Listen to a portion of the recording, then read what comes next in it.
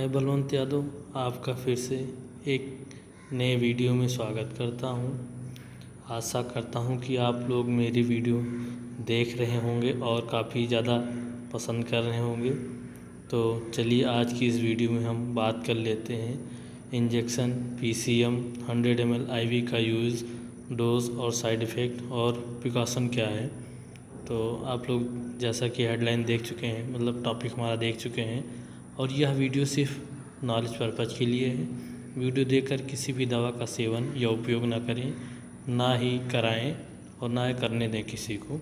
यह वीडियो सिर्फ knowledge purpose के लिए है। अगर कोई व्यक्ति इस वीडियो को देखकर दवा का सेवन कर रहा है तो उसका जिम्मेदार वह स्वयं होगा। कौन होगा? स्वयं होगा। चलिए बात कर लेते हैं अपने नेक्स्ट स्लाइड पे। जैसा कि आप लोगों को फिगर में दिखाया गया है, डायग्राम में दिखाया जा रहा है, इंजेक्शन PCM 100 ml IV।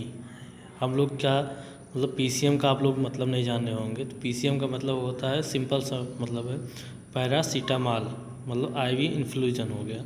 तो पैरासीटामॉल इन्फ्लूजन IV का यूज़ कब करना है, चलिए हम बात कर लेते हैं। ये जो है लोहान ली कंपनी के हैं और इसका जो है इन्फ्यूज़न का क्या यूज है। और ये केवल IV यूज होता है, IM नहीं लगाना, इसको सिर्फ IV लगाना है। 1000 mg पर ml, मतलब पर 100 ml, मतलब 100 ml में आपको जो है 1000 mg PCM पैरासीटामॉल मिलेगा। चलिए बात कर लेते हैं आगे हम नेक्स्ट स्लाइड पे।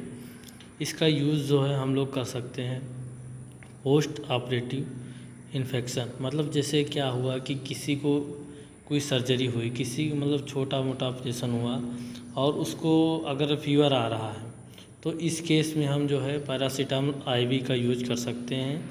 और डायरिया की समस्या, जैसे उसको फीवर है, उल्टी है, लैट्रिन, तीनों चीज़ अगर साथ में हो रही हैं तो हम PCM IV का यूज कर सकते हैं। पेप्टिक अल्सर, पेट के अंदर घाव, जैसे मैंने बता दिया कि अगर कोई इन्फेक्शन है, कहीं भी इन्फेक्शन है, अगर उसको बुखार आ रहा है इन्फेक्शन की वजह से, तो हम जनरली PCM IV का यूज करेंगे।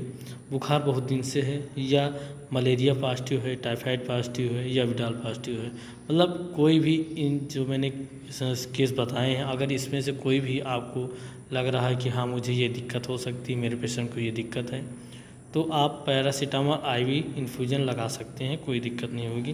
बुखार आते आते सर दर्द, जैसे मैंने बताया कि काफ़ी दिनों से बुखार आ रहा है, छोड़ नहीं रहा बुखार, तो इस केस में हम लोग पैरासीटामॉल IV लगा सकते हैं, कोई दिक्कत नहीं होगी। माउथ अल्सर, कभी कभी होता क्या है कि बुखार आते आते जो है शरीर हमारा कमज़ोर हो जाता है और मुंह के छालों में घाव हो जाता है, मुंह के अंदर घाव हो जाता है। सॉरी, मैंने पहले जो कह दिया कि मुंह के अंदर अगर घाव हो गया है तो पैरासीटामॉल का इंजेक्शन लगाने से दिक्कत तो नहीं होगी, और अगर नहीं लगा रहे हैं तब भी कोई दिक्कत नहीं। लेकिन अगर बुखार काफ़ी दिन से बना है तो आप लगा देंगे तो बुखार धीरे धीरे नॉर्मल हो जाएगा। मतलब जनरली मनुष्य का टेम्परेचर 98.6 फ़ारेनहाइट और सेल्सियस में 37 सेल्सियस होना चाहिए। तो उस मानक से आप देख सकते हैं, अगर बुखार ज़्यादा है तो आप लगा सकते हैं, अगर नहीं है तो नहीं लगाना। अगर बुखार काफ़ी दिन से आ रहा है तभी लगाना है आपको, पहली बार में नहीं लगाना है। चलिए बात कर लेते हैं हम इसके क्या क्या साइड इफ़ेक्ट हो सकते हैं। मतलब पैरासीटामॉल IV इंजेक्शन हमने दे तो दिया, लेकिन इसके क्या क्या साइड इफ़ेक्ट हो सकते हैं। तो पेशेंट को ये भी दिक्कत हो सकती है, जैसे कि वोमिटिंग हो रहा है, उसका सर भारी पड़े, मतलब सर जो है भारीपन रहेगा, और लूज मोशन हो सकता है, उसको लैट्रिन होने लगे, एब्डोमेन पेन, मतलब उसके पेट में दर्द हो सकती है, ऐंठन हो सकती है, स्वेलिंग लेग्स, पैर में सूजन आ सकती है, स्वेलिंग फेस, चेहरे में सूजन आ सकती है, एलर्जी इन बॉडी, मतलब कभी कभी होता है क्या कि कोई इंजेक्शन लगाए हम और उसका एलर्जी होने लगा, दांत मतलब खुजली होने लगी उसको, और इचिंग होने लगी, या चकते पड़ने लगी, उस केस में हमें कोई भी ड्रिप, कोई भी इंजेक्शन लगा रहे हैं तो उसको नहीं लगाना है, वो उसको यहीं पे रोक देना है। और उसका एंटीडॉट क्या है वो हमें पहले से रखना पड़ेगा, तब हम जाके पेशेंट की केयरिंग अच्छे से कर सकते हैं। यह जो नॉलेज दे रहा हूँ मैं, ये सिर्फ अपना एक्सपीरियंस से दे रहा हूँ, और झोला छाप डॉक्टरों के लिए यह काफ़ी बेस्ट ट्रीटमेंट रहता है। नोज़िया, मतलब कभी कभी होता है कि नाक बहने लगती है। चलिए बात कर लेते हैं हम क्या क्या सावधानियां रखनी पड़ेंगी PCM IV दें या ना दें। तो बात कर लेते हैं एलर्जी PCM, मतलब जैसे कभी क्या होता है कि हम लोग PCM IV लगा तो दिए और शरीर में चकत्ते पड़ जाना, एलर्जी खुजली होने लगी, उस कंडीशन में हमें PCM आईवी नहीं देना है, बिल्कुल नहीं देना है। और अगर नॉर्मल बुखार है, जैसे 97 हो गया, 96 हो गया और 98 हो गया, 98.6 हो गया, उस कंडीशन में हमें PCM IV नहीं लगाना है। बुखार काफ़ी दिन से आ रहा है तभी PCM IV का डोज लगाना है, वो भी सिंगल डोज लगाना है। वो कैसे लगाना है मैं आपको वीडियो में बता दूंगा, तो आप लोग वीडियो लास्ट तक देखिए। और ब्लड रिलेटेड इशू है, जैसे कोई पेशेंट है उसको खून की कमी है, तब ऐसे में आपको PCM IV नहीं लगाना है। उससे तुरंत आप रेफ़र कर दीजिए कि आप किसी जो है सामुदायिक केंद्र या CHC PHC में जाके दिखाइए। आप हम आपका ट्रीटमेंट नहीं कर सकते हैं क्योंकि आप में खून की कमी है। और प्रेगनेंसी की कंडीशन में जैसे कभी कभी होता है कि कुछ लेडीज़ें महिलाएं प्रेग्नेंट रहती हैं, तो उन केस में उस केस में बिल्कुल भी नहीं लगाना है PCM IV, क्योंकि रिस्क रहता है।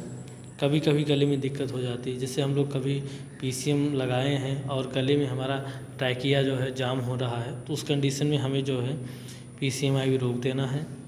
बात कर लेते हैं क्या क्या नोट्स रहेंगे, क्या क्या सावधानियाँ रहेंगी। नोट आप लोग विशेष ध्यान दीजिए क्योंकि यही मेन होता है। इंजेक्शन PCM IV किस कंडीशन में बिल्कुल नहीं लगाना है।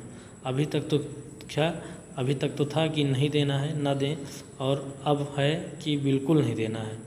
चलिए बात कर, अगर कोई व्यक्ति दारू या अल्कोहल का सेवन किया है, ध्यान दीजिए इस बात को, अगर कोई व्यक्ति दारू या अल्कोहल का सेवन किया है तो उसे PCM IV और बता रहा है कि मुझे बुखार है सर, तो उस कंडीशन में हमें PCM IV का डोज बिल्कुल भी नहीं लगाना है। मतलब 100% आप श्योर हो जाइए कि उसको नहीं लगाना है, ठीक है।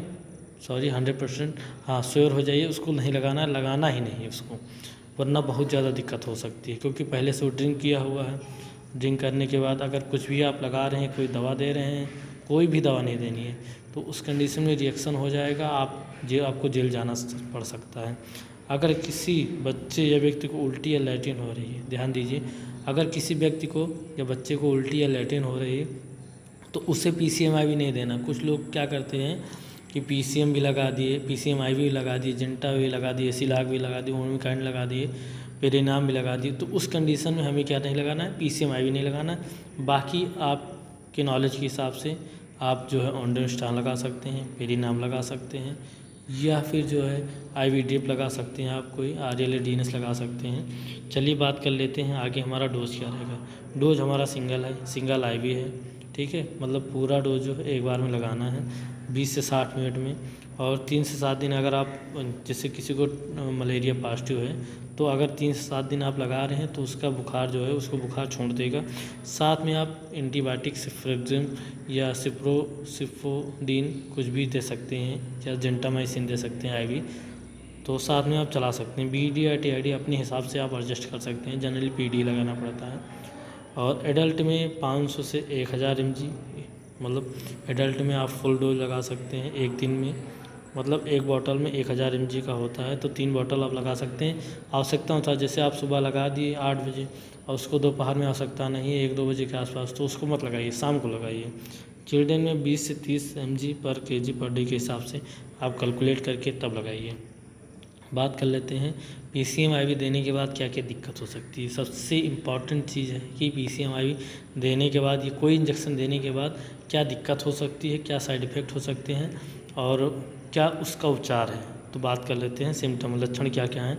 ठंड लगने लगना, जैसे होता है कि कभी कभी हम लोग PCM IV या RL या DNS लगा रहे हैं तो पेशेंट को ठंड लगने लगती है, तो उसमें जो है हमें ड्रिप को रोक देना है, उपचार हम बताएंगे। और ट्रैकिया जो हमारा होता है गला, जिसे हम लोग घेरा कहते हैं, वो अगर जाम होने लगा उस कंडीशन में आप ड्रिप रोक दीजिए। गले से आवाज़ नहीं निकलता, मतलब हमारा जैसे मैंने पहले गले से आवाज़, मतलब वो कुछ बोलना चाह रहा है लेकिन उसकी आवाज़ नहीं निकल पा रही, तो हो सकता है कि उसके ट्रैकिया में अंदर से सूजन आ गई हो, तो उसे आप बिल्कुल भी कोई इंजेक्शन जो लगा रहे हैं RL-DNS लगा रहे हैं तो उसको वहीं पर स्टॉप कर दीजिए, और PCM तो गलती से न दीजिए। सांस लेने में दिक्कत, अगर वो सांस लेने में दिक्कत कर रहा है, सांस नहीं ले पा रहा है, तो उसे आप तुरंत रेफ़र कर दीजिए। और बात करते हैं इसमें क्या क्या ट्रीटमेंट दिया जाए, क्या क्या उपचार रहेगा। अगर ये सब चारों सिम्टम आपको दिख रहे हैं तो उसमें क्या क्या उपचार दिया जाएगा, ये अन्य वीडियो में बताऊंगा ज़रूर, लेकिन पहले थोड़ा सा देख लीजिए। इंजेक्शन एविल के नाम से आता है, 1 ml ले लीजिए 3 ml की डिस्पो ले लीजिए, उसमें 1 ml लोड कर लीजिए। इंजेक्शन डेक्सामेथासोन 1 ml वो भी लोड कर लीजिए, दोनों 1-1 ml लोड करके, और दोनों को मिक्स करके IV लगा दें स्लोली। जैसे होता है कि बुखार या ठंड लगने लगे, कपकपी या ट्रैकिया, इन सब से कोई दिक्कत आ रही है तो आप एविल 1 ml और डेक्सामेथासोन 1 ml लगा के दोनों को मिक्स करके आराम से IV स्लोली लगा दीजिए, और जो है उसको काफ़ी आराम मिल जाएगा। आशा है कि वीडियो अच्छा लगा होगा, और आप लोग मेरी वीडियो देखिए, शेयर करिए, लाइक करिए, कमेंट करिए, और चैनल पे पहली बार विजिट किए, वीडियो अच्छा लगा हो तभी सब्सक्राइब करें, वरना ना लगा हो तो ना सब्सक्राइब करें। और आप लोग अगर कोई कमेंट है तो कमेंट ज़रूर बताइए, क्योंकि बीच में मैंने सुना था कि सर आप काफ़ी अच्छी वीडियो बनाते हैं, तो ये सब आपका प्यार है और कुछ नहीं है। और अगर कोई जैसे किसी टॉपिक पे वीडियो चाहिए तो उस पर कमेंट करिए, मैं उस टॉपिक पे वीडियो बना दूंगा।